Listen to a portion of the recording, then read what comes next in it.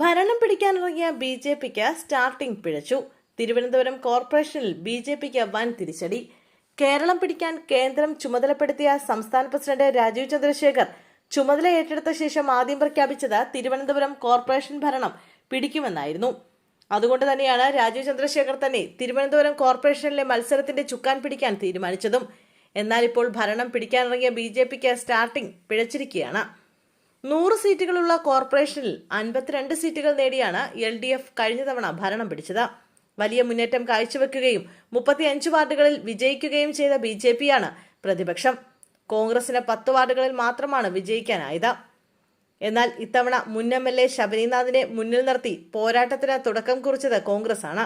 പിന്നാലെ LDFും ബി.ജെ.പിയും സ്ഥാനാർത്ഥികളെ കളത്തിലിറക്കിയെങ്കിലും സിറ്റിംഗ് കൗൺസിലറടക്കം 2 പേർ ആത്മഹത്യ ചെയ്തതോടെ ബി.ജെ.പി കടുത്ത പ്രതിരോധത്തിലായിരിക്കുകയാണ്.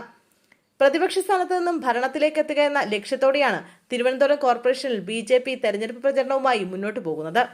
സംസ്ഥാന അധ്യക്ഷൻ തന്നെ നേരിട്ട് നിയന്ത്രിക്കുന്ന തെരഞ്ഞെടുപ്പിൽ വലിയ പ്രതീക്ഷയുമായി മുന്നോട്ട് പോകുന്നതിനിടെയാണ് തിരുവനന്തപുരം കോർപ്പറേഷനിൽ ബി.ജെ.പി കനത്ത പ്രതിരോധത്തിലായിരിക്കുന്നത്.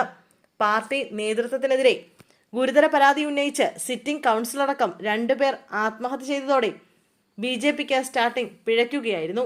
തിരുമല കൗൺസിലർ അനിൽകുമാർ നേതാക്കൾക്കെതിരെ ഉന്നയിച്ചത് സഹകരണ ധനകാര്യ സ്ഥാപനവുമായി ബന്ധപ്പെട്ട സാമ്പത്തിക ക്രമക്കേടാണ്. തൃക്കണ്ണാപുരത്ത് സ്ഥാനാർത്ഥിത്വം ആഗ്രഹിച്ച ആനന്ദ് മണ്ണ് മാഫിയ ബന്ധം അടക്കമുള്ള ആരോപണങ്ങൾ ഉന്നയിച്ചാണ് നേതൃത്വത്തെ പ്രതിസന്ധിയിലാക്കിയത്. സാമ്പത്തിക ക്രമക്കേട്, മണ്ണ് മാഫിയ ബന്ധം തുടങ്ങിയ ഗുരുതര ആരോപണങ്ങൾ കോർപ്പറേഷൻ തെരഞ്ഞെടുപ്പ് വേളയിൽ പാർട്ടിയെ പ്രതിസന്ധിയിലാക്കിയിരിക്കുകയാണ്. ഈ ആരോപണങ്ങൾക്ക് മറുപടി പറയേണ്ട അവസ്ഥയിലാണ് സംസ്ഥാന നേതൃത്വം. തുടർ ആത്മഹത്യകൾ CPM-ഉം കോൺഗ്രസും ബി.ജെ.പിക്കുമെതിരെ രാഷ്ട്രീയ ആയുധമാക്കുകയാണ്. തിരുവനന്തപുരം കോർപ്പറേഷനിൽ തിരുമലയും തൃക്കണ്ണാപുരവും ബി.ജെ.പിയുടെ A ക്ലാസ് വാർഡുകളാണ്. നിയമസഭാ തെരഞ്ഞെടുപ്പിൽ ബി.ജെ.പി ഏറെ വിജയസാധ്യത കൽപ്പിക്കുന്ന നിയമമണ്ഡലത്തിലാണ് ഈ 2 വാർഡുകളും ഉൾപ്പെടുന്നത്. അതിനാൽ തന്നെ പ്രാദേശിക ചേരിതിരിവ് വലിയ തലവേദനയാണ് പാർട്ടി നേതൃത്വത്തിനുണ്ടാക്കുന്നത്. തിരുമല കൗൺസിലർ അനിൽകുമാറിന്റെ മരണത്തിന് പിന്നാലെ കൂടുതൽ സാമ്പത്തിക ആരോപണങ്ങളും നേതാക്കളെ ചുറ്റിപ്പറ്റി ഉയരുന്നുണ്ട്.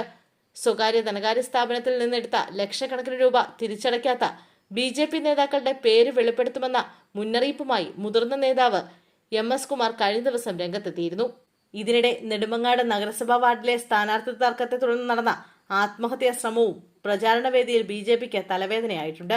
LDF ബി.ജെ.പി പോരാട്ടം എന്ന സ്ഥിതിയിൽ നിന്ന് ത്രികോണ മത്സരത്തിലേക്ക് നീങ്ങുകയാണ് തിരുവനന്തപുരം കോർപ്പറേഷൻ തെരഞ്ഞെടുപ്പ്.